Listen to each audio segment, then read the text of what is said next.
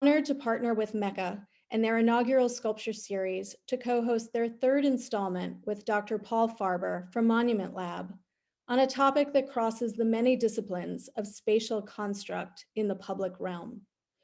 For PSA and our partners in this, AIA Maine, which is the American Institute of Architects, and the Boston Society for Landscape Architects, we represent the technicians who actually design and construct the built environment.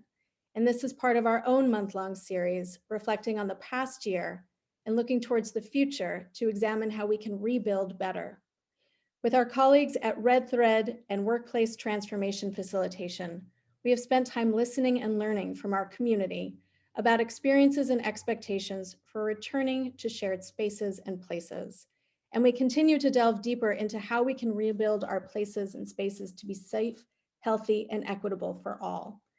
I invite all of you on this call to join our series, which take place on Friday afternoons at noon. They're free, accessible via our website, and I can put that link in the chat. Tonight's Gary Ambrose Sculpture Lecture Series is supported by a generous gift from Dr. Edward M. Friedman, Mecca class of '08, and Carol J. Friedman. The series is established in honor of sculpture professor emeritus Gary Ambrose, who has been an integral part of Mecca's evolution for over 30 years. Gary helped define and advance the sculpture major at Mecca, and with great care, skill, and dedication. Thank you to Ed, Carol, and Gary for this wonderful gift. Please make sure to join Mecca on March 15th at 5 p.m. for Joanna Hutchinson, who is the Executive Director of the International Sculpture Center and publisher of Sculpture Magazine. Tonight, as we imagine the rebuild of places and spaces, I'd like us all to pause in remembrance and pay respect to the tribes of the Wabanaki Confederacy in Maine, the Penobscot, the Passamaquoddy, the Maliseet, and the Micmac people, and of our featured speaker tonight from Philadelphia, Pennsylvania, the ancestral lands of the Lenni and the Lenape people, who have all stewarded this land throughout the generations. With respect for the tradition of these indigenous peoples, we affirm their inherent sovereignty in this territory, and we are hopeful for healing. With this, we will commit to the ongoing work of decolonization. So some house cleaning. Before we begin, some technical aspects. If you can, right now, Paul actually has his screen up. If you could just make sure you're on speaker view in the top right-hand corner. Once Paul finishes his presentation, if you have any comments or questions, feel free to put them in the chat. Depending on how many people, there are about 70 people on tonight. If you put in your questions, I can give them to Paul. He's not going to be monitoring the chat. And then we can open it up for discussion and dialogue after that. Everyone is muted, so you will have to ask that we unmute you, but we absolutely want to open up dialogue. And without further ado, why we're actually here. It's an honor to welcome Dr. Paul Farber, Director and co-founder of Monument Lab, a multidisciplinary and multi-generational public art and history studio based in Philadelphia, Pennsylvania. Dr. Farber is a dynamic world changer whose research and curatorial projects explore transnational urban history, cultural memory, and creative approaches to civic engagement. While we would love to absolutely welcome you physically in Maine, we will accept you in 2-dimension and are thrilled with how many people have been able to join us. So with that, thank you so much. Well, good afternoon. Thank you for the incredibly kind introduction. And a big thank you to all of you for joining today. Before I begin, I just, again, I will admit I have the like COVID version of FOMO, the fear of missing out, because I'd love to be there with you in person. That being said, this kind of opportunity to engage, my hope and my intention for tonight is to do a little bit of virtual exchange in place, in time, and then look forward to being back together. I want to make sure to thank the Maine College of Art, the Portland Society for Architecture, Professor Ambrose, all the sponsors who made tonight possible. And just on behalf of the whole Monument Lab team, just express real excitement. Maine is a special place for me personally in terms of my history with monuments and sculpture.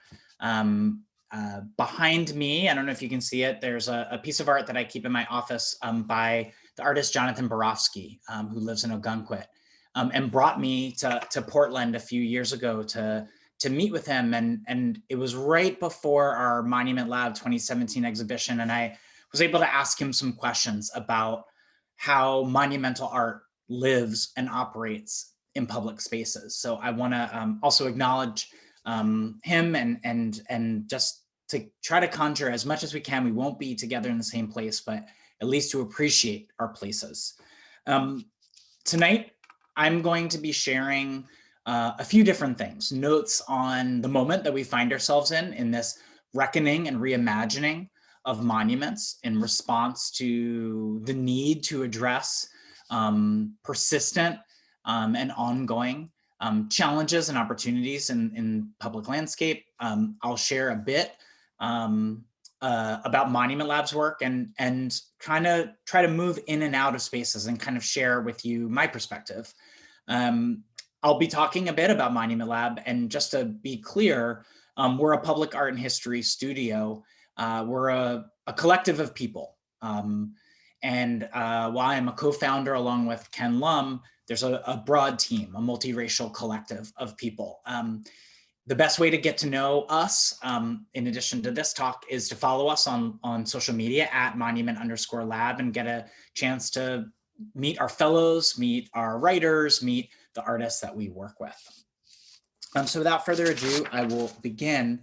The image that you see here is where I'll start. And this is an opportunity in that spirit of exchange to bring you to my hometown of Philadelphia, where I am now. And of course, Philadelphia is the place where the Lenni Lenape tribe lived for upwards of 10,000 years before encounter with Swedish and British colonists. And in Philadelphia, there's great pride over the Treaty of Friendship between the credited colonial founder of the city, William Penn, we'll talk about a little bit more in a moment, and the Lenape people. And it's kind of everywhere around our city. It's representative in statues and plaques and in all kinds of ways, that treaty. What is known but not represented is William Penn's sons and colleagues perpetuated a massive land theft referred to as the Walking Purchase Path. It's not a hidden history. It's been heard in Pennsylvania Supreme State Court in the last 15 years. There are historic markers about it, but it doesn't rise to the level of recognition. Likewise, the structure that you're seeing in front of you here, you're seeing a few structures, I should say. In the far background is Independence Hall, the place of the founding of the United States.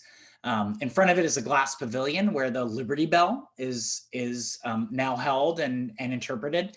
And right in the immediate forefront is a structure that was dedicated in 2010 called the President's House.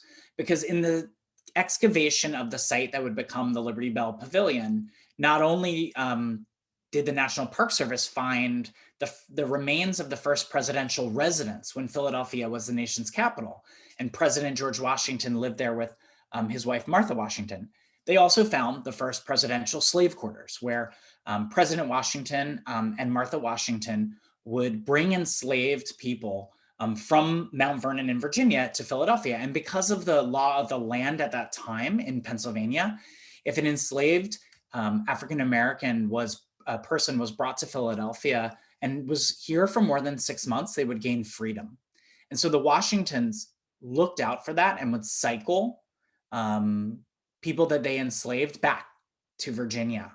And there's, if you're interested in an amazing book, the historian Erica Armstrong Dunbar wrote about Ona Judge in a book called Never Caught, about an enslaved woman who escaped from the Washingtons, and the Washingtons spent many years trying to find. She found ultimate refuge in New England. I bring this up because one of this kind of sentiments early on when the site was being excavated was, oh gosh, we can't tell the story of freedom and enslavement together. And it was the work of local activists, historians, who said, nope, we actually have to tell the story together. You can't tell one story without the other. And I share this, of course, in the spirit of recognizing that I'm reaching you from stolen lands built from stolen hands, but also really the necessity to think about the monuments we've created and inherited and how we can kind of ask ourselves to be a part of something that's more complex, more reparative, and not just try to replicate business as usual. I mentioned the city founder, William Penn, and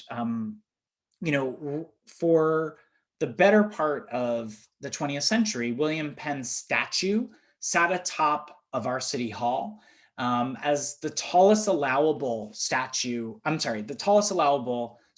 in the city. We didn't have our skyscrapers until after a so-called gentleman's agreement, which is what it was called because it was not in paper. It was just a bunch of gentlemen making an agreement that would be the tallest site in the city.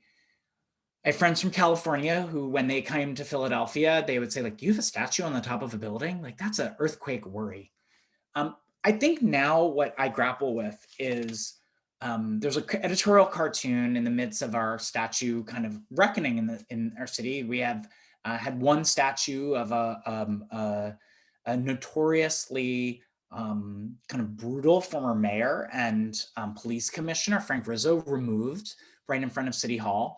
There's an editorial cartoon that ran with this figure, William Penn, kind of like speaking in that animated form and saying, oh gosh, I hope they don't come for me. And I was just thinking about this, William Penn statues on a building that is meant to represent our civic story and pride. There are sculptures of over 200 figures on this building. Right beneath the William Penn sculpture, there are Native American allegorical figures. There are Swedish settlers. There's Ben Franklin inscribed into the building. There's stories from the Bible. There's racialized figures literally holding up pillars along one corridor. And I think about, well, what would it mean for William Penn to stay there? We know the story of the treaty and this great pride in it, but why don't we know the story of the treaty's unraveling? Something I teach a class on Philadelphia here at Penn, and it's come clear through the teaching that Harriet Tubman took more trips to Philadelphia than William Penn, because Philadelphia was an intricate part of the Underground Railroad. One of the homes where Harriet Tubman would stay in Philadelphia faced demolition a few years ago. And so I think it's this thought experiment. What if we had the power to be able to change who is on City Hall? Would we want Harriet Tubman elevated to the top? Is that not the spirit, right? Do we want statues to crown, right? To elevate certain figures? I think for the purposes of the talk today, I bring this up to give you a little bit of context where I come from, but also to set the stage for kind of how Monument Lab came to be, because many of those questions were the ones that started this project. Back in 2012, I was finishing my dissertation, and I moved back to Philadelphia after being away for 10 years. My colleague Ken Lum was new to Philadelphia from Canada, but we realized that in our classes, we were asking very similar questions. A lot of the questions I put out there for you today, what are the stories we remember? Who does the remembering and who gets represented? And what does it mean to think about in a city that boasts hundreds of historic sculptures that only 2 are to historic women who actually lived? Only 1 is dedicated to a person of color on city land. And of course, there's a handful of other variations on corporate land or in church parking lots facing the street. But at the north side of City Hall alone, there's 3 likenesses of Ben Franklin. That is important to note, and what kind of grew our first kind of forays into the field. But so did the fact that when you look across the landscape, there's 4,000 murals that represent a far more grassroots, collective, and diverse history. There are house museums, there are historic markers, there are performances, poems, protests, and that it undergirded this kind of feeling that in order to talk about the past, present, and future of the city, we had to kind of look at all of those things. It was both to assess the verticality of who gets the esteem of the pedestal, but also to not erase the ways that stewards of history and of memory on the neighborhood level and across time have operated and pushed what's possible in our narratives, not always with the resources, not always with the spotlight, but with an insistence that benefits the longer arc of a more full history. Monument Lab started in the classroom. We did our first public project in 2015 in the courtyard of Philadelphia City Hall. When we started that work, we felt like we were late. Like already we felt the monument conversation had been heating up, and we wanted to find a way to take that learning and put it in public. We worked with the artists, the late artist Terry Adkins, a team of researchers, public historian, a social worker, and opened up the kind of model for a lot of the work that we do, which in the courtyard of Philadelphia City Hall was a prototype monument and a learning lab next to it, where we collected monument proposals and did participatory research.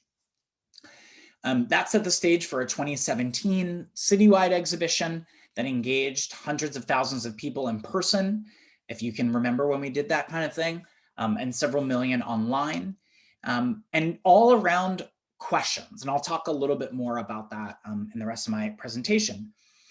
We carried ourselves as, we're a group of artists and curators, and our art form is a civic agency. The words monument and lab sound very official, but for many years we were a passion project. People would call us and say, I'd like to tour the lab, or where is the Monument Lab team?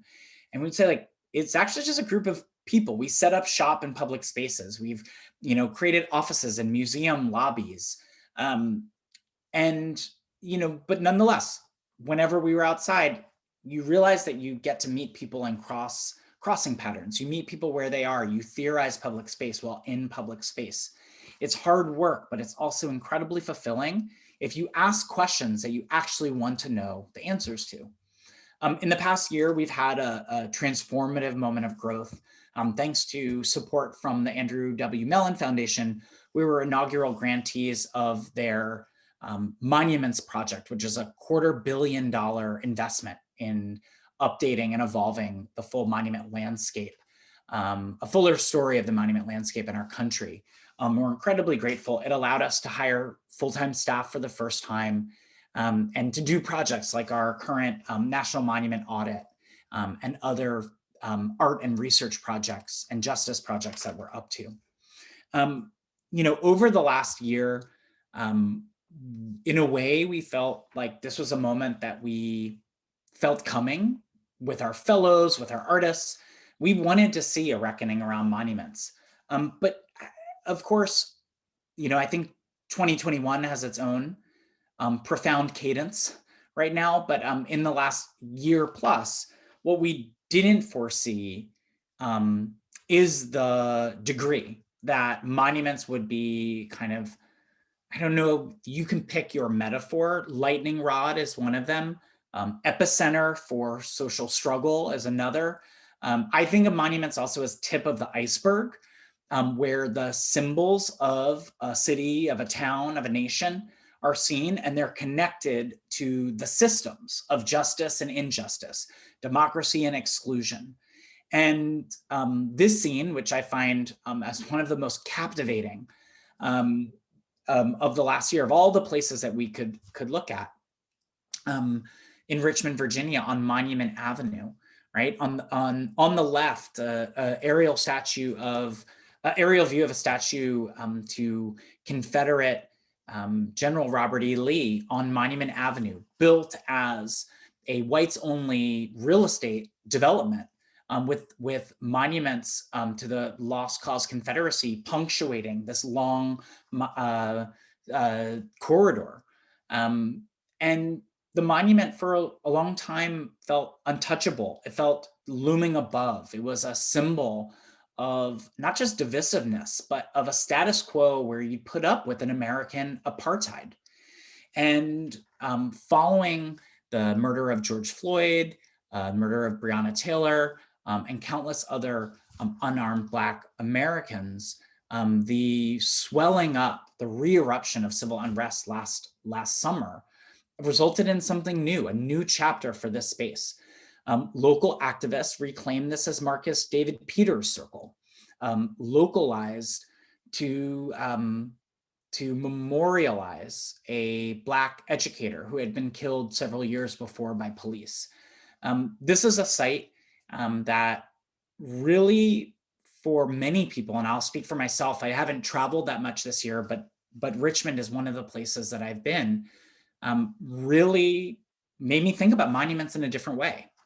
I wrote a book about American artists in the Berlin Wall, and I felt a real uncanny nature that here again, a divisive piece of public infrastructure was being reclaimed in front of our eyes and creating new possibilities for how we imagine freedom, accountability, and possibility. I think there's so many ways, for me as a Jewish and queer person, when I went to Berlin, the history is heavy there, to be sure. There are Holocaust memorials the size of city blocks, and there are others as small as cobblestones. But what you get there is, of course, you take no solace in the amount of trauma and weight, but you don't have to walk around holding your breath and like keeping a lie up. The story hasn't been swept under the rug. It hasn't been cleaned up. You don't have to keep up the lie that violence happened here, subjugation happened here. And when I walked into Marcus David Peters Circle in Richmond, following through with countless others and seeing the way, especially that the push for racial justice reimagine the space anew, you felt something similar, that this was a place that we didn't have to pretend that we don't have an apartheid system. It was a place we didn't have to pretend that the past is isolated in the past. This is a place that the New York Times called the greatest piece of protest art since World War II. Currently, the state of Virginia has put barricades around the site and activists have been cut off from it. When I went last summer, there was voter registration, there was food handouts, there was a vegetable garden, a basketball court. People slept there to safeguard it overnight. It blew me away, and it just reminded me here, like so many other places in this country, that the reckoning and reimagining of monuments, it doesn't always come from top down. It doesn't always come from the public art office. It doesn't always come from an architect or a landscape firm. It sometimes comes from people-powered commemoration. This year, anytime you saw a monument takedown, it's not really the first time, or even a monument being protested, it's not going to be the first time that happened. It's actually just hard to register it. Monuments are not untouchable. Monuments are not frozen in time. Monuments do not fit all of history inside of them. Monuments are built to change because we change around them. People hold history. And while the materials often tell one story, it is the imperatives, the actions, and the investments that people make around monuments that really bring about change. Reflecting with my hosts here, with Josh and Addie, that if we were able to be in person, I would say, like, all right, let's go on a monument walking tour. Let's go around. So I'm under their invitation, kind of offer some virtual versions of some of the thoughts that we have. And of course, Monument Square in Portland is an important one to think about. The site dedicated in 1891 that comes out of, I think, the complicated part about monuments and memorials. I know that there are great academic distinctions between the two. For the purposes of our work, we often see how things that are meant to be memorial sometimes rise to, like, rather than being just about grief, they're about proclaiming triumph or ideals. And things that sometimes are meant to be monumental and proclaiming triumph and ideals actually are deeply undercut with grief. And that's something we can think about, especially now in this moment of profound and catastrophic loss in the United States around COVID. But I want to kind of pause on this monument and kind of think about that it, of course, comes out of a story of the several thousand Maine residents who died protecting the Union.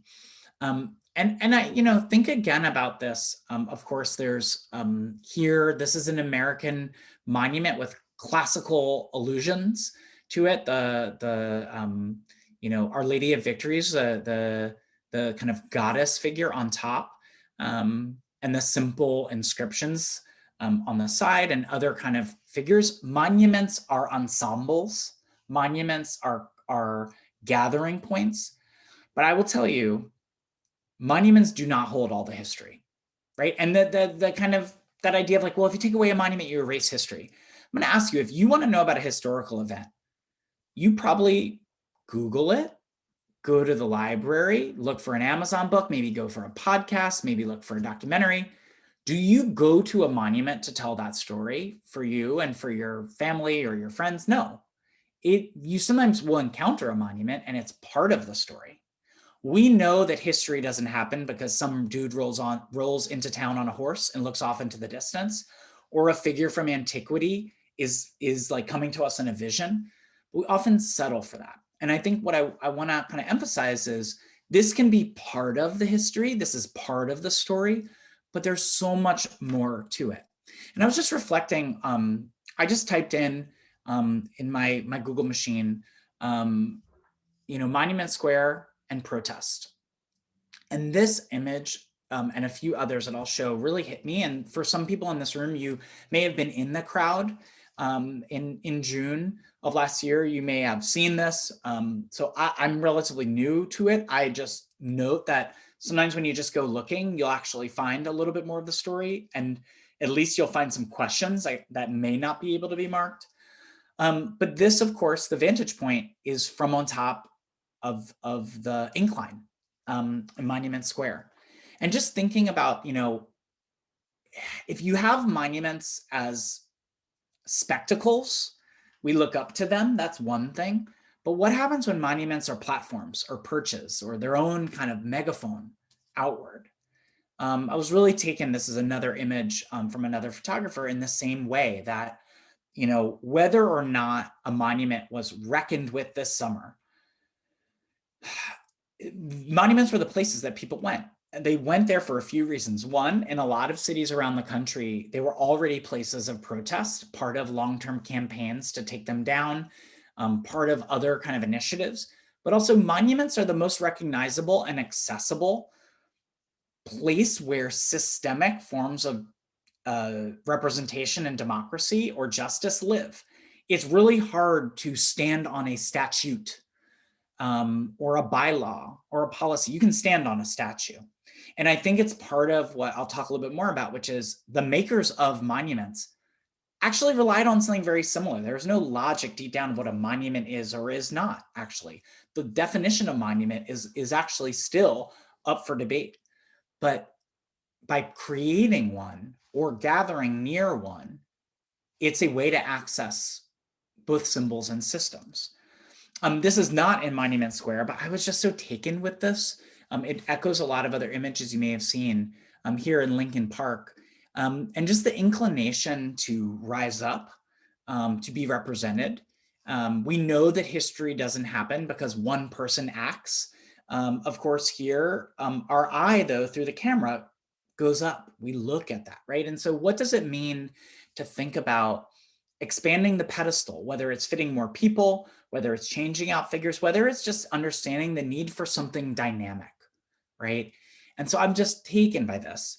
Of course, when I was thinking about this like virtual visit, there's another memorial that came to mind, which is not in Portland, but or not in Maine, but of Maine, which is in Virginia at the Petersburg National Battlefield. One of the most costly battles in the Civil War, where several hundred members of the Maine regiment were gunned down in a really important battle. When you dig into the story a little bit, what you will find is that the story of this regiment included Black soldiers fighting alongside white soldiers. This is not something that often comes out in that story of reconciliation and unity, but the important notions of what did it mean for self-emancipated Black Americans or free Black Americans to fight. But I just think about this site, again, as part of your state, but also part of this broader monument landscape. And then, of course, like I mentioned, I have interest in the Berlin Wall. I don't know if this is still there or not. Google Maps told me yes, but Google Maps is not the be all end all.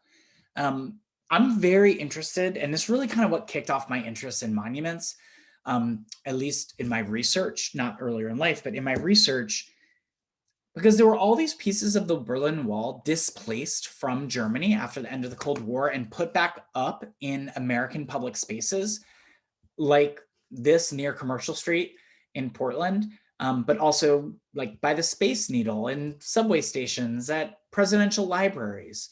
Where I wrote my dissertation in Washington, D.C., I had 5 pieces of the wall within walking distance of me. And I think that, there's something to be said here that I have questions about the veracity of, like, I've never seen pieces that look exactly like this, cut like this, and also the painting on it. But I will tell you that we often let the Berlin Wall stand in for history. It's so historical. But why? What does it tell us that we have more pieces of the wall sometimes in localities than we do recognizing on purpose the history of abolition, right? Or more recent freedom struggles. It's actually easier to talk about the freedom abroad as like a trophy, the Cold War booty, so to speak, taking it back, than it is to actually reckon with the ongoing struggle for freedom here. So I bring this up again as this a little bit of a kind of virtual monument tour, moving in and out. But I guess the questions that I put to you, because are ones we ask ourselves at Monument Lab, which is for the monuments that we have inherited, whether they are conventional statues or relics or artistic pieces, what do they tell us about the history that we've inherited? And what are the ways that we're constantly, despite the feeling, the aura of permanence, how are we constantly evolving and changing our monumental expectations and practices as well as realities? So I'm going to go now to talking a little bit more about Monument Lab's processes and some examples of our work. And I kind of start with their definition of monument, which is monument is a statement of power and presence in public. It's a big, open, wide definition, but it comes from tens of thousands of conversations in Philadelphia, in Newark, in St. Louis, and other cities. And what we kept finding, of course, was like the need to define monument, both in terms of the bronze and marble, kind of so-called permanent pieces, but then also other ways that people imprint in their cities, through art, through projection, through protest, through poetry. We kept finding that if you have the time, the money, and the official power, you build monuments that are important to you. If you don't have the time, if you don't have the money, if you don't have the official power, you gather next to monuments that exist or you build your own. And that's how you make your presence felt and you amplify your voice. And so this is the way that we've been thinking about monuments. And I think in our work, I talked a bit about the kind of evolution of our work, but I think of a kind of 5-part process that we undergo. We try to question, we try to start every project with a question, digging into research about a statue, site, or public space. We then want to connect. We don't assume that we're the first people to do it. Sometimes we're not even the right people to do the project. We try to think a lot about that. But either way, we try to organize and exchange ideas with people who are invested in a place of memory. And that might be the official stakeholder of the city. That might be a group of grandparents who have long tended to the landscape right by a statue, planted flowers. That might be people who protested. That might be artists who've been dreaming for decades to do work. But that idea of connecting and building different constituencies is key. We then want to unfix. We redefine the conversation about past, present, and future monuments. We want to unfreeze them. We know that they came in this world and they will continue to evolve. So unfix and unfreeze. And then prototype. We like the idea of building experimental platforms for contemporary art and participatory research. And then we like to share our findings. Just to give a sense, like we have a book that you can get on bookshop.org or amazon.com. I prefer bookshop.org because you can type in your favorite local bookshop and they get some love that way. But most of our publications are free on our website. They're newspapers, they're maps. We have another newspaper coming in a few days. So that's the way we like to share. We like to be creative in the way that research lives and try to create conversations that move in and out of formal art spaces. There are great charrettes and design places to work, but we really actually want to ask a question that has a multitude of answers and gather those responses thoughtfully.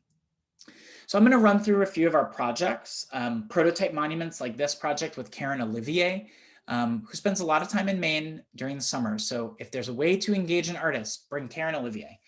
And she worked with us to cover a Revolutionary War monument in Philadelphia, in a neighborhood that is a former colonial neighborhood. It actually, the main kind of thoroughfare also dates back as a Lenape walking path.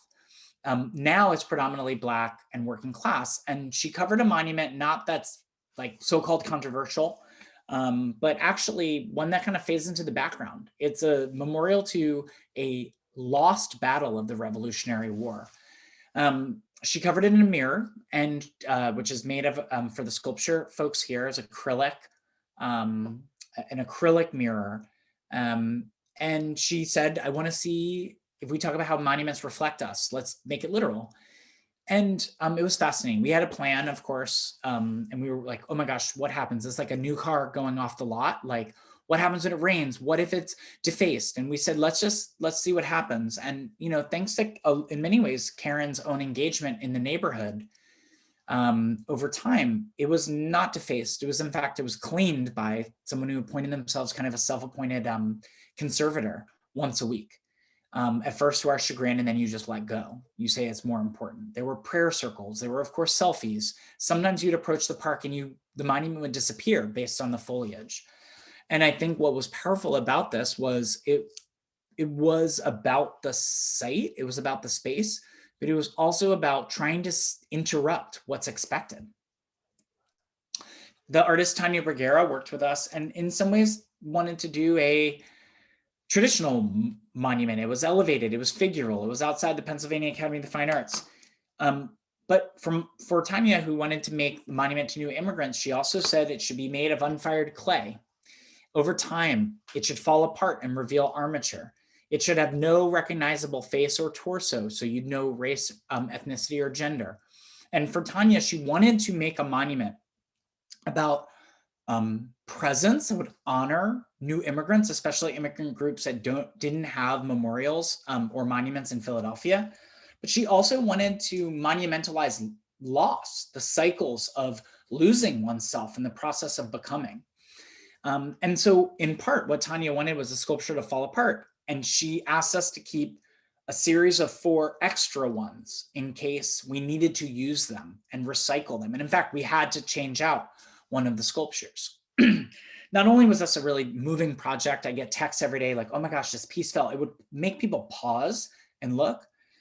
I also think, look, almost all of our monuments over time would look like these if they do not get maintenance, because no monument is permanent. It's a word we use, permanent, but nothing is permanent.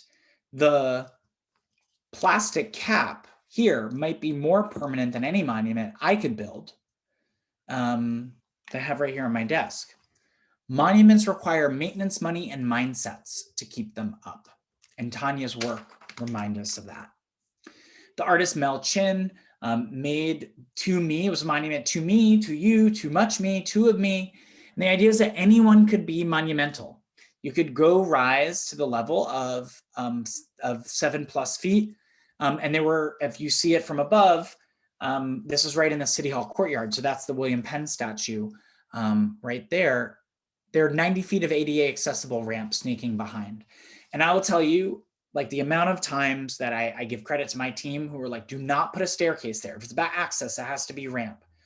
And the amount of time I spoke to very well-intentioned public art officers who were like, oh, this, yeah, you want to just not have them be ramps because it will take up a lot of space.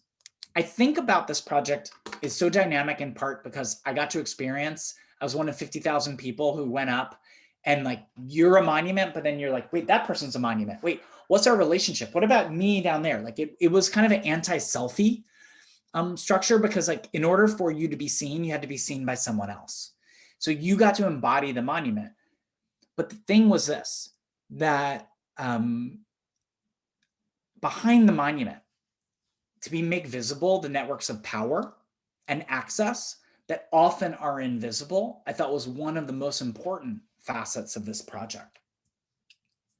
Another example here in Newark, New Jersey, with the artist Jamel Shabazz, who is a veteran and a former correctional officer, and has spent much of his life after an early retirement from that as a documentarian.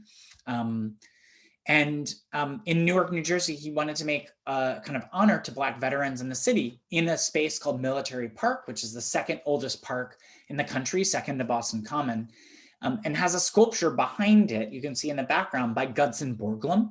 And for those who know or don't know, Gutzon Borglum is the sculptor who's credited with Mount Rushmore and also Stone Mountain, Confederate memorial in Georgia. And so he braids together the stories of Americana, white supremacy, settler colonialism together. And in fact, pieces of Stone Mountain granite are behind on that sculpture. And that sculpture in some ways captures something dynamic. It's not one figure on a pedestal. There's 42, there are civilians, there's conscientious objectors, but they're all racialized as white, and they're all framing America in a very particular way. And so this project was an attempt to, even in a temporary way, speak back to that and be a part of what's happened in the city of Newark since, which is a rethinking of this space and a rethinking of monuments around the city as well. And here you can see a little bit closer up, something that was not taking the form, taking sculpture in a different way, which was the artist Manuel Acevedo, who had grown up in Newark and had gone by this park hundreds of times and always dreamed of being allowed to experiment with the sculpture. And so he got permission to just spend hours on the sculpture and draping it in different ways as a kind of living study. And then because no one had said yes and no one had said no, we just kept up that study for another few weeks. It was the idea to invite people, again, to remember that the pedestal is not frozen in time. Finally, the other part of our work is really important is the participatory research, because I think in many ways, artist provocations are meant to remind people that they already have the imagination, but that they don't have to speak for themselves. It's always a part of a dialogue. So we like to hire high schoolers.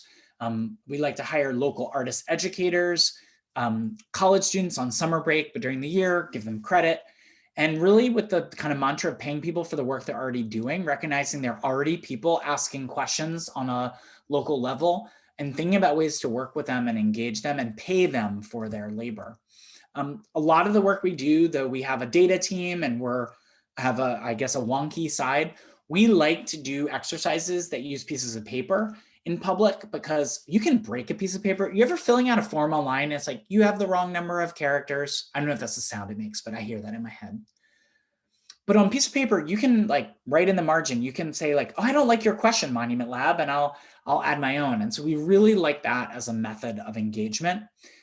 We like to meet people where they are. If it's a city where there's pedestrians, you do that. Here, we did a project in St. Louis. You can't see the giant Gateway Arch above them, but this is our team in St. Louis with the Pulitzer Foundation, who went to sites around the city and gathered hundreds of hand-drawn maps around a research question. Something we've done during the pandemic is released our field trip, which is free and downloadable. You can get it on our website. We tried to make it for, it would look like a really cool 7th grader would pick it up, but actually graduate programs, church groups, museums, I think at least one retiree group have been using it. So it's very intergenerational. But the idea is that, in this moment where we do have to be really careful about where we're going for our health, but we also have the demands of reckoning and reimagining our monument landscape and our systems of justice and representation. Our monuments are kind of living case studies out there for us. And how would we imagine anew, both with what's there and what could be there? So I'll just close in a few moments. I want to give a plug to a project that we've been working on for the last year, and that's going to be coming out next week. It is best suited for visit to Philadelphia, but the truth is it can happen anywhere. You just need to imagine you're at our art museum steps. But we asked the poet Ursula Rucker and a team of researchers to do an augmented reality project called Overtime, where you go to a site and look at it over time and try to develop living timeline that people can add to, a series of map rooms or map tables that you can go and look at a map of a site, and then build stories around statues. And our test case statue is around the Rocky statue, the most famous Philadelphian who never lived, and trying to tell other stories like the other statues, almost like a new art history of this space. And it's a museum that lives outside. And this is the kind of back and forth that we're looking for. I'm going to close with a few thoughts here and then really look forward to some questions and conversation. And I want to just start here with a thought that, and a reminder, there's no such thing as permanence in public art. There is no such thing as permanence. It's really hard to grapple with. Despite our logical brains that understand this, our existential drive defeats that, right? We're constantly dealing with the passage of time and how it slips through our fingers. We want to make an imprint. We want to make a mark. I think our language, when it comes to like museums, for example, we have a permanent collection, and we operate between the temporary and the permanent. And what I want to put out there is, what if you remove the word permanent from your vocabulary in art and outside of it? What would you use instead? You might want to convey across generations. You might want to make lasting, enduring statements. But if we can imagine that what we're doing is a lot of times either not permanent, or in the case of like the plastic I held up, permanent beyond our comprehension, how do we then rethink the way we make monuments so that we are not trying to make a monument that will last forever? It might be that you build into its very structure that it should change in a generation, that it's built to evolve. I think that if we think about, again, not just the temporary and the permanent, but this different approach to time, it will help us with our institutions as well. Our civic institutions are not permanent. They require us to engage them and enliven them and carry them forward. And I think this is where the monument practice, the monument debate, the monument conversation can maybe lead us to other forms of engagement and vice versa. There are no neutral public spaces. I wish we had a nickel or a quarter for every time you hear like, well, let's just put a monument in a museum or a library or a cemetery. We could at least fund some of the organizers and activists for racial justice and gender justice out there with those sayings, because it's an assumption that just not here, let's push it aside. There was an op-ed in the Washington Post just a few days ago about Confederate lost cause monuments that were removed, and they're ending up in other places, right? Like they kind of don't get zapped of their power. So I think here of the work of Mike Murawski and Latanya S. Autry of the Museums Are Not Neutral movement, a hashtag that's been used online 1 million times around the world, that remind us that museums are not neutral. Public parks are not neutral. Museums are not neutral. Libraries are not neutral. Cemeteries are not neutral either. So what if we understood them as places where power and presence live? You might be able to think about other kinds of ways to imagine those spaces. I think it's important to note, because a lot of our public spaces have been made for, in some senses, democratic engagement, but in other senses, the hyper-policing of communities of color, of people who are insecure in housing, people who are kind of getting these meta messages of who belongs and who doesn't. So instead, let's think about, rather than kind of, in this case, this is a monument from my hometown of Columbus that's going to be removed but has a box around it. Rather than putting our blinders on, let's actually think about how to convey and deal with the power structures that we have and remake them in the process of moving around or reimagining monuments. This is for all those folks who are in either places where you are figuring out what to do with monuments and memorials. And I'd say you have tools. Use your budgets, your maintenance funds, your inventories, your conservation budget. Note here, I didn't put signage. Signage is helpful, but signage is the go-to, right? And I think, look, this is a moment of profound shared sacrifice across all entities. But what I've been hearing from some of the public art officers and conservationists on the ground is like, they're ready to reinvent. They're ready to pool their budgets. They're ready to imagine how they can shift maintenance funds in one area and bring them to funding new art for another. So I just bring up this idea that there is always a way, big and small, to figure out how to do this. Maybe the budget isn't to build a new monument, but it's to create a tourist program around monuments that exist, where you can pay local artists or local educators to be able to be stewards, right? So thinking about the process mattering as much as the outcome. And then finally here, balancing presence and absence, loss and resilience. We're in this moment, we've been contending with two pandemics of COVID-19 and systemic racism. We have reached somber milestone of 500,000 Americans killed in a pandemic, and it didn't have to be this way. We also have been finding ways to cope and survive. Every artist that I know has been at work this year, making face masks, doing mutual aid, figuring out a way to keep our spirits nourished and our souls moving forward. And so I think what we see when we talk to artists around the country, around the world for that matter, and we say, like, how would you imagine a monument? Or we ask members of the public. Sometimes it's about elevating a figure who has been underrepresented and their story undertold, but other times it's about balancing presence and absence, loss and resilience. Here, the image you see is one of our Monument Lab fellows, Ada Pinkston, based in Baltimore, who has occupied several of the pedestals emptied around Baltimore that previously had lost cause Confederate memorials with her own body as a way to bridge that gap between presence and absence.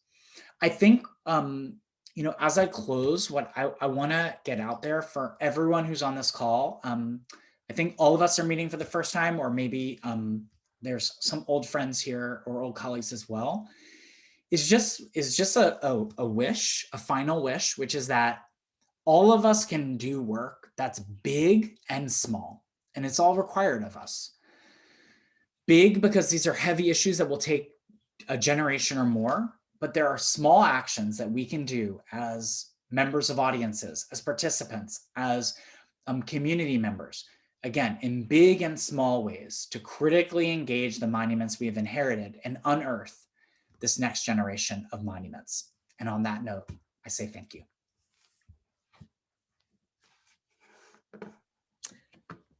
That was extraordinary. Thank you so much. There are quite a few folks, but again, I would love to hear voices. So we do have some questions quickly that I want to go through, but if anyone does want to speak, I think that, just raise your hand and I will actually write in the chat that you'd like to speak, because there are too many pages to flow through. So there's a question from Joan. Aren't monuments a glimpse of a moment in time, reflecting what happened and what was being valued? She also adds, I like the concept that anyone could be monumental. Yeah, Joan, thank you for that. And I think that's a great way to think about a monument, that it's a glimpse of a moment in time. I think I just add to that. It's a glimpse at the kind of convergence of the past, present, and future together. Because generally, again, and it's not just the elite and the wealthy who make monuments. There's, all kinds of stories, whether they were, the Freedmen's Monument that eventually became the Emancipation Monument in DC, other kind of grassroots stories. But what a monument is a reflection and a kind of convergence of the past, present, and future. I think, of course, it's an interpretation of the past. It's an attempt to make sense of the past. It is oftentimes a wish to project that into the future, whether because of its materiality or because of the message it makes. But that moment of time is really the present of creating it, right? And that often gets lost once the monument takes form. So I also think just another note, because I appreciate your kind of questions and comment here, is around value. Because look, there are all kinds of ways that we have to confront value, and what we put financial value, what we put time value, what we put care value on. And I don't know if this answers the question directly, but just something comes to mind. Over the last summer, I would speak to a lot of people, including US mayors, which was fascinating. And I would say, my hope for you is that you are rushing in certain areas and not in others. I don't want you to rush to make a problem go away and fix it. Like, let's find that racist monument, it's gone, look, or let's build another one, quick. It's rushing to repair the bonds that have been broken, rushing to repair the devaluing of activist work, of grassroots stories. And can you do that, right? And that is a fundamental challenge of our monument moment right now, is because a lot of the kind of need to repair will take much longer. So that moment in time, it's just such a fruitful framework. So thank you for that, Joan. There's so much more to say, but I want to get on to others as well. So Becca Breyer and Constance Bloomfield would like to ask you questions directly. I'm going to unmute Becca, and there you are. Hello. Great. I'm kind of laughing because the Freedom Memorial Monument is actually at the center of my research. I study monuments that are put up in the wake of the Civil War that are about freedom, but actually aren't about freedom as we might imagine them. And I want to thank you so much for this talk. I've been following Monument Lab for a while, and I've been thinking about art historian Kirk Savage, who is sort of, for those who are not forced to read academic texts all day, like I am, is sort of the foremost historian of 19th century monuments, and has this really sort of strong idea that like monuments are supposed to serve a common purpose of some kind. And I would love for you to sort of talk to us about what you think, like in the utopian world, what monuments look like, but also in this reality when we are dealing with these monuments that do not serve communities in the ways that we think that we, being the general public, there are many we's, think that we should, like, where do we go from here? Yeah. Well, that's a big question. And Becca, I appreciate it. And I'm glad that we're able to connect, and hopefully we can continue. I'd love to hear more about your research. And it's great you bring in Kirk. I saw him earlier today, and so for those who may not have confronted or encountered his work, Kirk's written a few books, but the one that really shook me, and I want to get back to your question as I go through this, is called Standing Soldiers, Kneeling Slaves. And it is a book that traces Civil War memorials and monuments around the country. And essentially, like what blew my mind, I mean, there's all kinds of revelations in it. There's all of these common soldier statues that you can find around the country that sometimes it's the same exact mass-produced sculpture for the Union and the Confederacy. They just changed some emblems on them. And it elevates an unnamed, anonymous, but always white, to be understood as white figure. And the flip side that Kirk gets at, of course, is the Emancipation Memorial, one of which the Thomas Ball that was removed from the city of Boston. The other one is another version of it is still standing in Emancipation Park in DC, is the image of Lincoln credited as emancipator, towering above a figure who is perceived to be either being emancipated or previously enslaved, kneeling. Kirk is like a monument sleuth. And the thing that blew me away about that book is, I don't know if he says it so explicitly, but he's like, I'm looking in public sculpture for the presence of an African-American person who's standing up. And I can't find it until like kind of all after the first wave of Civil War monuments go up. And he looked at not just out there, but like proposals and write-ups, and he could find he could find figures crouching. He could find figures like lunging, but standing up was a profound challenge. And so it begs, I think, and through your question, I say all that to say the idea of common has never been common. Common has meant basically white, male, property, cis, and often a particular kind of valor attributed to military leadership or the kind of so-called founding of a place. And there are, of course, common stories that cut across that, but that's just generally been the shorthand. So I think, I just remember this conversation I had early on in Monument Lab's work where I was asked, like, oh, Monument Lab, well, aren't all monuments permanent and universal? And I remember saying, like, all right, well, we've already talked through the permanent. And this was, almost 10 years ago, but I was like, what is permanent? Nothing. We have to reimagine no civic institution is permanent. But I said also, we have to really grapple with the fact that our monuments have not been universal. We have, and I think this gets at, I don't know if this is a detour or not, but I think about like the important efforts that we often attribute to DEI, diversity, equity, and inclusion. And I don't often like to use the word inclusion because it implies that the system we've had is working just fine and just invite more people in. I think that more institutions could study exclusion, what they have actually done to purposely or structurally exclude. So that, I think, is the place where we're at in terms of where we go forward. We're at a moment where we have no choice but to no further delay the more just world that we have. It's really difficult work. There is no single fix. What I would say, the step forward is really looking at what's already happening. Like the movement's already happening. So who in a local context are people to come together? What are legacies of exclusion to be mindful of? And then also what can you or can't you accomplish? It might not be the group's task to figure out which monuments stay or go, but to build relationships among networks of people. I think that's the way forward, to just more relationships that are intentional, that are resource minded. That may actually help us figure out the question of the monument, because if not, we're going to default to those who have the time, the money, the official power. Great. So I'd love to ask Abbott's question before going to Constance. Abbott put in 2 questions, so I'll double up. Are the people who come up with proposals for a monument you create, does the person get recognition on the monument itself?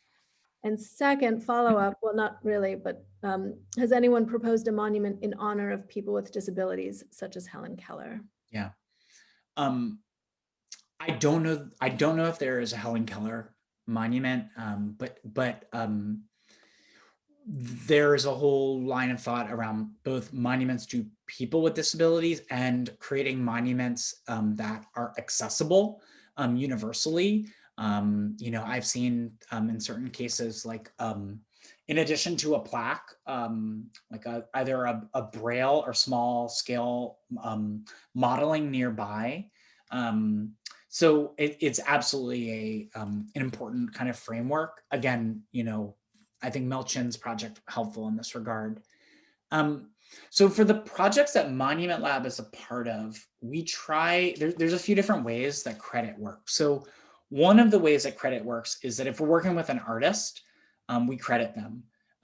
They are the ones who get asked a question, and then they get kind of the credit, and they also should not have the burden of figuring out everything about monuments ever. They're kind of really given an assignment to deal with a particular site or a particular community. When we gather monument proposals, I didn't talk a lot about this, but like we've gathered several thousand monument proposals. They're not meant to be feasible or practical. They're meant to speak to the kind of values and visions of a city. And they are an activity that if you claim authorship, you can claim authorship, and there's a line for it. And then there's also, it's all optional. Because I think what we found is we want to take people's ideas seriously and gather them together. And we'd like them to be a part of a part of like public studies, but that sometimes people don't have they're not design competitions. They're meant to be the kind of receipt, so to speak, of an engagement in public space. I think it's also interesting, the artists behind a monument, for the large part of American kind of sculptural history, it mattered maybe to a few people, but it wasn't the big public story. Maybe a sculptor would speak at a dedication, but it was not the kind of grand part of the story. In fact, monument data on who makes monuments sometimes actually leaves all of that out. We're at a point now in our history where, like, if you're going to make a monument, if you're going to add a monument to Monument Square, it's going to be a call for artists projects. Like, the artist is this goes back to Joan's notion, the moment in time. You could have a monument to something hundreds of years ago, and it's going to be brought to you by a person working right now. And I think that's a really interesting point. And then finally, thank you, Phyllis. Hi, Phyllis. Good to see you here as the call out to the, not only to Helen Keller sites, but also, I was going to give a plug, but I'm glad you did, to follow Hysterical Monuments for ongoing dialogue that Phyllis is behind. So Constance Bloomfield would like to ask a question. I've asked to unmute you, Constance, so you just need to accept. Yep, here I am. Wow. I very much enjoyed this talk, and I have to say I've been enjoying my evening cocktails, so I hope that whatever I say is somewhat coherent. It's not really a question, but I want you to comment on this. Many years ago, I did a study of public spaces in Maine towns. Often they have the Civil War monument from the catalog of Civil War monuments. In fact, in one of the towns, they got a rebel monument by mistake, which was amusing. But I noticed that the dates of these monuments made me think that they were erected by people who feared that their own aging and demise would render the memory of the men and boys and brothers that they knew mute. And so they wanted in the 1890s to put up a monument, much like the one in Monument Square. And I've often thought of monuments, and you may have addressed this in the very beginning, which I couldn't attend, that they reflect a sentiment of a certain people who want to retain a memory of people who were important to them, much like the AIDS quilt, which I consider a monument, a traveling monument. The other thing that I noticed, particularly in one town, Gray, Maine, the Civil War monument moved from the cemetery to a major traffic intersection where it's now become a real problem. And the fact that a lot of people use highway overpasses to make statements of importance about what they want to have recognized. So I'd like you to discuss the way sites have changed as people's movements have changed. Thanks. Thanks, Yeah. Constance. Yeah, thank you, Constance, and good evening to you. I like how you take in lectures. So I raised my cup of tea to you for a toast. But I think there's so many things that you just brought up that are really important. I think one, this idea of the building of a monument or a memorial is as a scholar Pierre Nora would say, the will to remember. And of course, the will to remember for certain people is a hope to not forget, is to insist to other people that the remembering takes place, but of course is under the auspices of a number of other imperatives. And a lot of that is, again, the kind of fighting the fact that we can't stop time and that we're struggling for power and for place constantly. I kind of, and this is just a riffing on a few things you said, so I may not hit everything, but just to riff a few. I think the introduction of Kirk Savage's work is really helpful because it it reminds us that part of the kind of framing of the Civil War memorial as the every person's, as the common, did a lot to highlight the story of not just white soldiers in this case in the Union, but then later the story of reconciliation between the North and South as a brotherhood between white men. And that story of reconciliation and memory kind of goes hand in hand. And you know, again, I brought up one example that I have from, I'm not an expert on Maine sculpture. It sounds like the work that you've done might speak more to it, including that misplaced rebel monument. But just the story of an integrated unit in 1864 fighting a devastating battle. The story, it seems like the story of Civil War, which is a story about fighting against enslavement, I would want to know that in my monuments. And I realize I should not expect that because I'm not going to actually get that story. I think because I'm not going to get that story, it brings me just a final point to what you're sharing, which is that people work with the tools they have, and sometimes the tools they have are bronze and marble in the center of a city, either because they have the power or the connections, or they have figured out a way to kind of connect to the will of the people, a will of those in government, more like it. But other times, you know, you use an overpass because it's easier to make that claim. But that's a pretty brilliant way to make a statement about your power and presence in public. I don't know about you all, but like there are sometimes really evocative, sometimes incredibly sophomoric statements that get put on overpasses. But like, even if it's been erased, if I've driven by it a few times, like I always will remember it. I think likewise, the AIDS quilt, which I love the framing that you give, a traveling monument. The AIDS quilt, when it was first put on the mall, was a radical act because it was in a moment where we were in the midst of a public health crisis, a pandemic that was not recognized by the federal government. It took tens of thousands of Americans killed, many of whom were gay, before the federal government took it seriously, right? There's something uncanny to this moment right now about the public health crisis that's made worse in response. And that part of then the response for those who are suffering is urgent memory. And I say urgent memory as the idea that advocacy and mourning are not separate processes. When you are fighting for your survival and dealing with the loss of friends, family, of community. And so I think now the AIDS quilt is institutionalized. It's in the Smithsonian.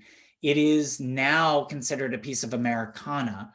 When it was first put out, it was a disruption. It was a real kind of claim to say we need to be remembered. Remembering is power. Remembering is important, and that's a time where AIDS activists, were having political funerals. There are countless resting places of gay men who, were killed because of the AIDS crisis, who asked for their remains to be thrown over the White House fence because they wanted their deaths to not be in vain. So I think about that, and I think about this moment especially, where part of what we struggle with is how to remember those that we love, those that we've lost, those that we want to hold up. And we're also figuring out how we survive in a range of kind of pressing matters. The monument is not going to save us.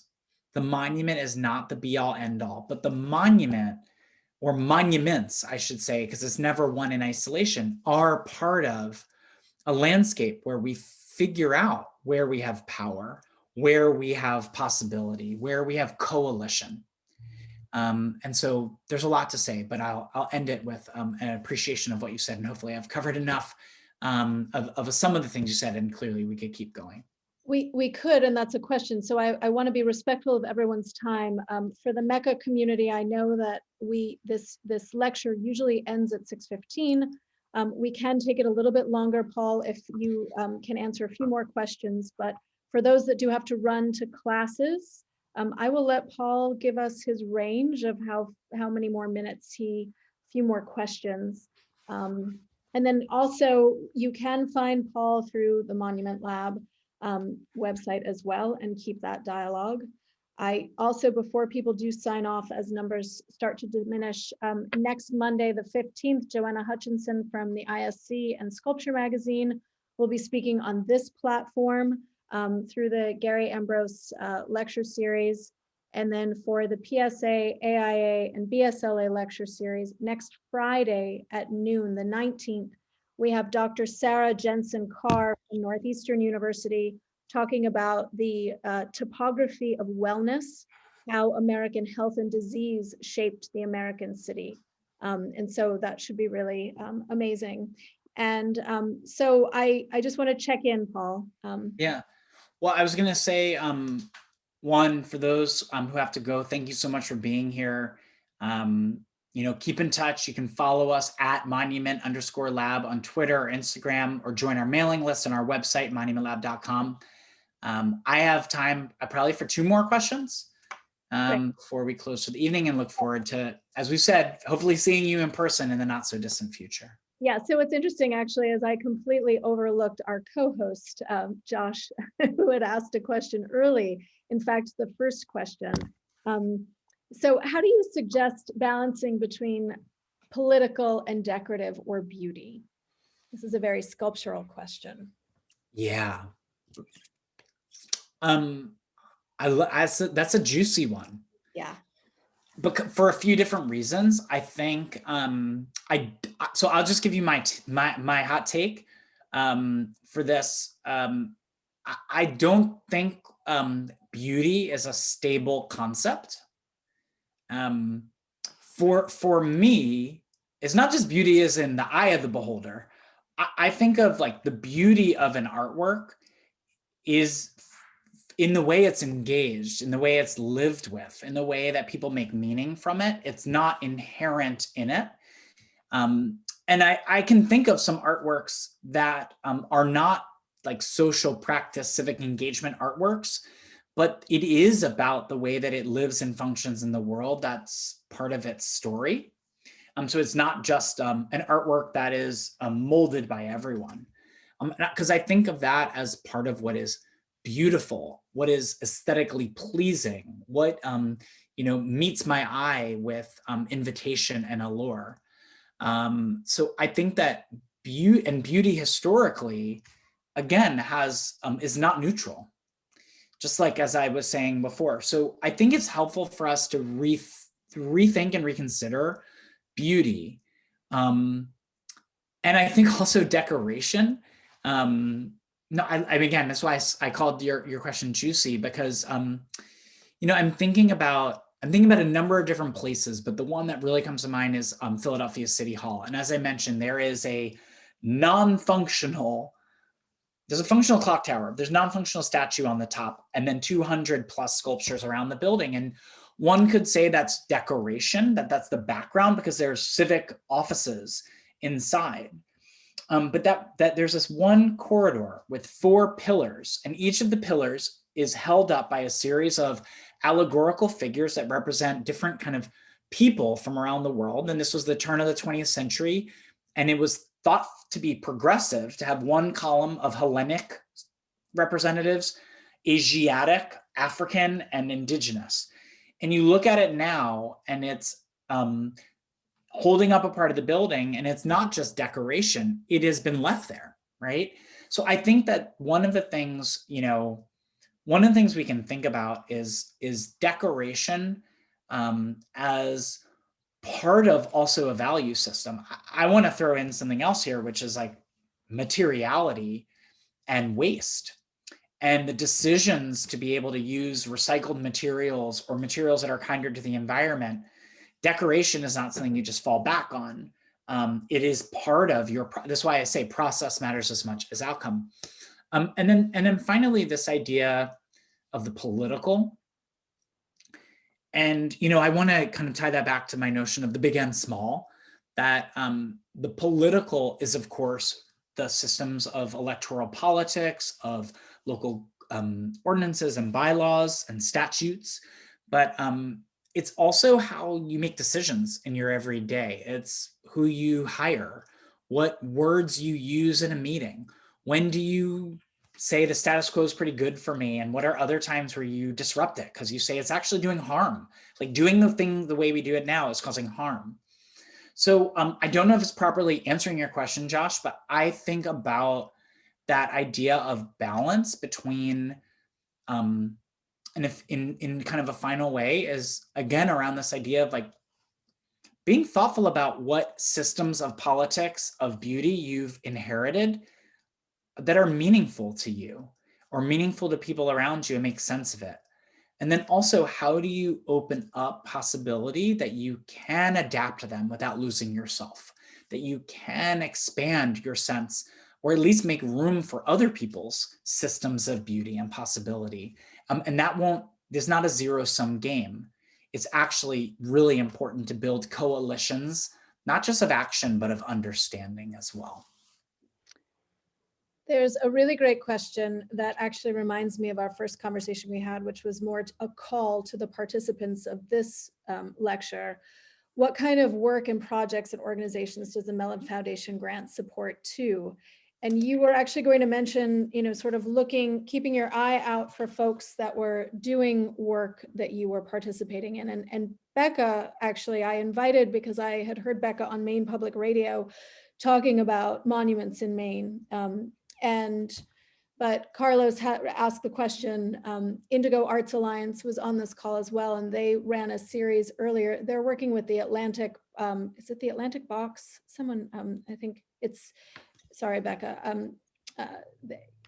Paul, do you know about them? Atlantic Black Box is Atlantic Black Box is the group. And I think Greater Portland Landmarks is also working with them as well. So if you could just give an update on that, that would be awesome. Yeah, I mean, I would just, again, like it's a notion before I even say anything about Mellon, that there's work happening all around the country. And sometimes it's one person organizing or keeping the conversation going. And other times it's more robust. It's a group of people, it's a coalition. And so, for folks here, like I'm thinking about, and this moment of being more virtual, though I think we're going to be a hybrid of in-person and virtual for some time. And let's work with that. I think of folks like Design as Protest, which is a national network for Black, Brown, Indigenous, and Asian American folks. But also there are other ways to ally and be accomplices to them. But if things that are going on in Maine, I know Monument Lab would love to hear about them. And that could be as small as a discussion group or as big as a public action. I want to open up to folks here that like we have a web bulletin that we invite contributors to be able to share their work, be really excited, and just shout out to the Indigo Arts Alliance folks for being here as well, and looking forward to learning more about Atlantic Black Box. Mellon, I can't speak for Mellon, but I can say, they've made some announcements recently. We were the first project to be funded, and they've announced a few others. And I think that included some larger arts organizations, but one of them that is kind of important to us is the Emmett Till Interpretive Center in Sumner, Mississippi, in the Delta. Mm-hmm. Patrick Weems, their director, is one of our Monument Lab fellows. And they have been in the process of creating a national park system, a national park site that would include profound sites of trauma where Emmett Till was kidnapped and murdered, but also the sites of action and empowerment. And that national park would stretch across the Mississippi Delta and include sites in Chicago as well, where his family rallied around, his lynching in order to activate a movement for racial justice. And so one thing I would say is, thinking about the work that's been ongoing, I think of them as a place that it's just a reminder that like of the greatest places of pain can be profound transformation. It takes time, it takes effort, it takes people, working on their own projects, but also rising up. I am really excited to see who Mellon will fund next, and also know that there are other sources or other ways to do the work. And again, in big and small ways every day. So there's one last question, and it's from the volunteer organizer of a neighborhood association. There is an artist who has a public artwork that's going into a circular roundabout. And their question, this is Mark Pettigrew, who is both a Maine and Philadelphia sculptor. And they wanted to ask if this could be considered a creative monument, where you can go with that. In the roundabout? Yeah, I mean, I don't know if this is answering your question, though. I appreciate the Philadelphia, Maine connection first, to be clear. I think every monument is creative. Some embrace like themselves as an art project, and some kind of default more to the historical or the kind of like a, I don't know, a certain typology. But well, I'll end this with lessons that I got from as I opened the talk with a Gunquit-based sculptor, Jonathan Barofsky, when I asked him, like, how does he place monuments? Because he has monuments that are in the middle of roundabouts, or you might go up and touch, but you might also just drive by, or in the case of my favorite one in Berlin, Molecule Man, that you actually only can see by boat or by riverside. And, he shared with me, like, really thinking about sight lines, thinking about times of day, and thinking about the kind of comings and goings of people. And I just love that, because it really trained for me, this idea of sightline. Like, sometimes I'm designing something, an exhibition, or even a sculpture, and it's like just right in front of me, and I'm like able to look at it. But what if you approach it from 100 feet away or 500 feet away, right? So what is a sight line when you're thinking about it from far away? What are the times of day that people access it? You got to think about light, you got to think about the sun, you got to work with what you have there. And I think that it's one of those factors that you can't control. I don't know if anyone here has ever done a light study outside, but it's a strange activity where it's almost like watching paint dry, but it's so important, because you could design this amazing site that's reflective, but in the middle of the day, it's terrible to be there. Please don't do this. That's too hot. Or like, oh my gosh, that's always the place. Like, I like doing site visits when it's raining, because then you're like, oh, that's where it puddles. But then finally, the ways of coming and going. So I think that if you are making a site that people should come up to and like touch and approach and add to and be a part of, that's great. If you make something that's in a traffic roundabout, you don't want people to crash, but you do want people to take something from it, right? Take something from the experience. And the interaction might not be what you get to do in a museum, where you get to be in front of a painting or a sculpture and examine it. It might be a split second. It's like a lightning flash, a heartbeat. But I always say this with public art. You want to make public art, it's the 1 to 10,000 rule. You want to make public art for the person who will dive deep. They'll pick up everything that you put out there. They'll read everything. They might not just love it or hate it, but they'll like bring their friends. They're figuring it out. And that's a reviewer, or that's a student. You're going to change their life because they're there. And in the case of the roundabout, they're going to keep going around and around. They got to see it from different angles. And if you make it for that person, that is your integrity. Now, picture 10,000 people who've given you a half a second of their time, and that is generous. Have you made it for them to invite them in or invite them back? Have you made it so that there's, even if they're walking down the street and they're like, cool, and that's generous. And if you can do that, and that's your barrier for access, you keep your barrier for access low and your integrity mark high. And that's a formula for making creative public art. Thank you, Paul. This was great. Thank you, Paul. Thank you so much. And thank you for staying extra too. Oh, gladly. And folks, a rain check to see you all in Portland on a monument walk or in Philly. And just so much gratitude to Mecca, to PSA, to all of the sponsors here, and the opportunity to be with all of you. You asked such great and thoughtful questions, and it's been really a treat. So follow Monument Lab and keep in touch, and we'll look forward to crossing paths again.